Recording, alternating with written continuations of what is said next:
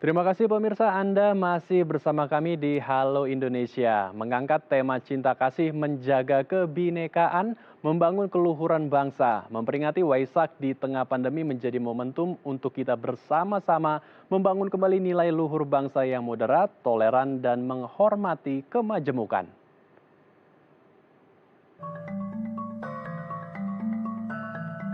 Waisak merupakan peringatan 3 peristiwa penting, yakni kelahiran Pangeran Siddhartha.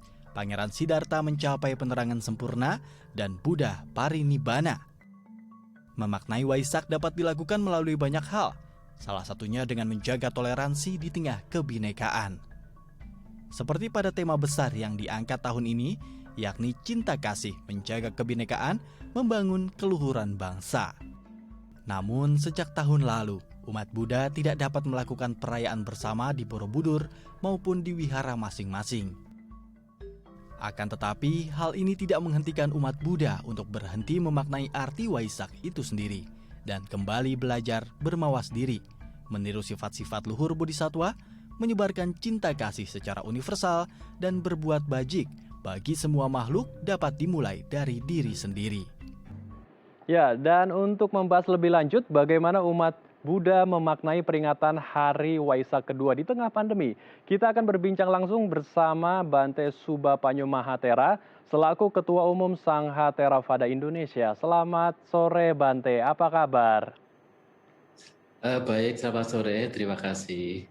Terima kasih. Sebelumnya saya ingin mengucapkan selamat Hari Raya Waisak Bante.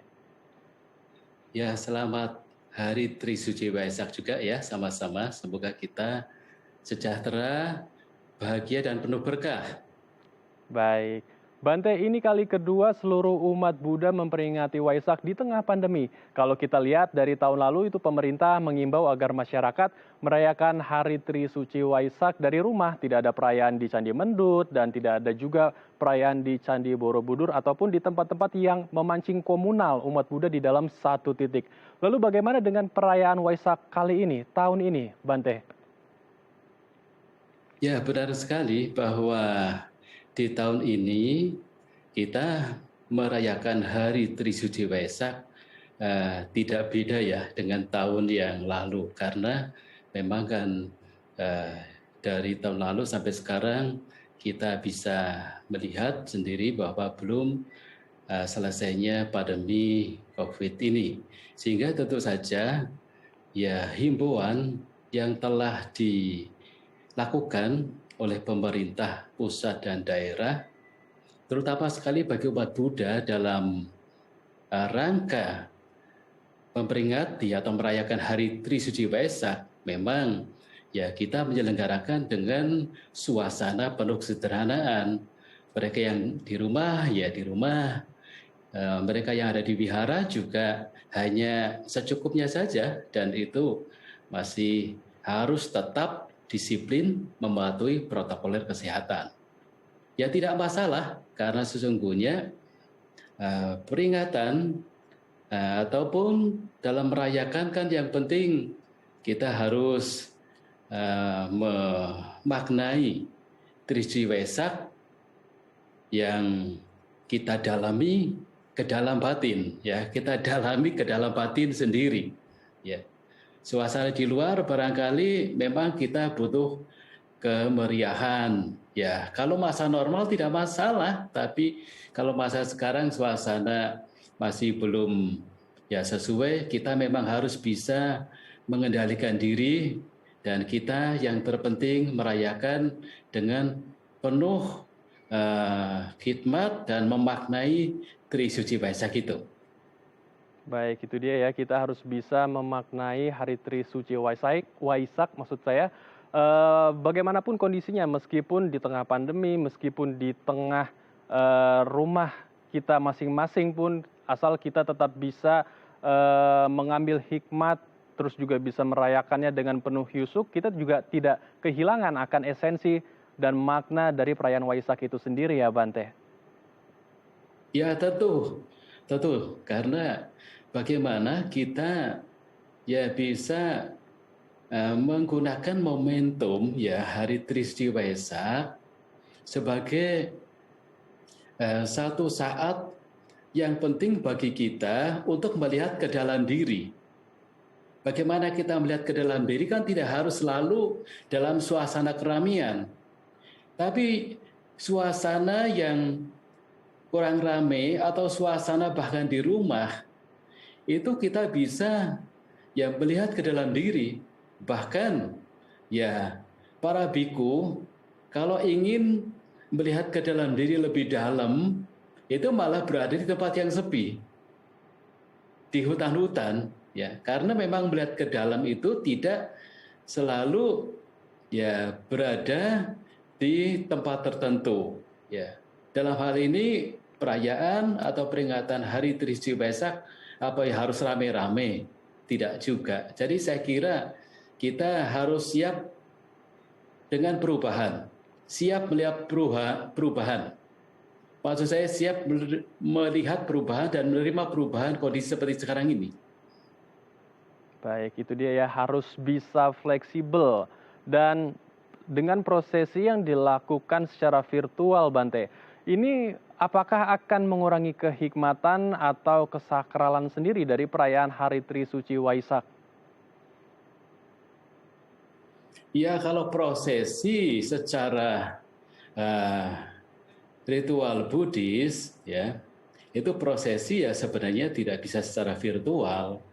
Kalau prosesi misalnya yang dilakukan, kalau misalnya perayaannya di wihara, ya kita harus prosesi dan padaksina mengelilingi wihara atau berjalan dari satu wihara ke wihara. Nah, yang biasanya kita lihat di Jawa Tengah kan dari Candi Mendut, Pawon ke Borobudur, prosesi beriringan ya sekian puluh ribu orang dengan suasana yang khidmat, istilah meminjam saudara kita khusyuk, ya penuh dengan perenungan, berjalan merenungkan ya dari langkah ke langkah sambil merenungkan sifat-sifat luhur dari keagungan Guru Agung Sang Buddha. Itu direnungkan secara terus-menerus. Nah, itu kalau prosesi yang biasanya kita lakukan. Kalau dalam suasana yang normal, kita bisa berkumpul, kita bisa mengadakan perayaan Hari Trisuci Waisak yang dilakukan secara bersama-sama, ya, kumpul antara umat berumah tangga, upasaka-upasika, para biku sangga dari banyak kelompok sangga. Nah, biasanya kan begitu. Tetapi kalau secara virtual, apakah ada yang namanya prosesi? Saya kira yaitu hanya memutar rekaman dari yang sudah pernah ada, saya kira ya, itu. Nah, tetapi kalau itu juga hanya sebagai satu gambaran yang mengingatkan kita akan kebiasaan pada masa-masa normal kita bisa prosesi. Nah, kita hanya kini melihat dari putaran-putaran rekaman-rekaman yang lalu, saya kira juga kita bisa memaknai, kita bisa juga merasa khidmat, kita bisa merasa ada apa ya, kalau bahasa Jawa istilahnya marem ya, marem itu puas, tetap bahagia, tetap sukacita. Tidak masalah, karena sesungguhnya tujuan kita melakukan ritual atau seremonial dalam keagamaan kan kita menjadi marem, menjadi puas, menjadi kebahagiaan, menjadi tenteram dalam batin kita. Karena tujuannya adalah melihat ke dalam batin. Ajaran Guru Agung Sang Buddha Gautama itu dari ajaran yang mendasar, yang menengah cukup sulit sampai yang sulit, tujuannya adalah untuk melihat ke dalam batin sendiri. Jadi saya kira ya upacara-upacara, ritual-ritual itu kan hanya sarana, hanya cara atau metode yang akhirnya juga tujuannya untuk melihat ke dalam batin sendiri dalam rangka mempraktikkan ajaran Guru Agung Sang Buddha Gautama. Jadi demikian. Baik, jadi kita itu ya, itu tadi kita jangan sampai kehilangan tujuannya. Yang utama adalah saat beribadah, kita mau apa tujuannya pada saat beribadah kalau kita melalui proses daring pun sebetulnya tidak masalah asal tujuan kita juga jelas gitu ya, sehingga kita juga bisa mendapatkan hikmat dan makna dari perayaan Hari Trisuci Waisak ini.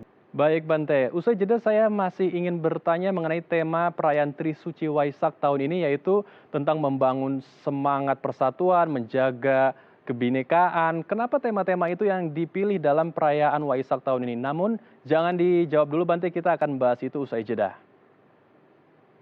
Baik pemirsa, jangan kemana-mana, kami akan kembali sesaat lagi.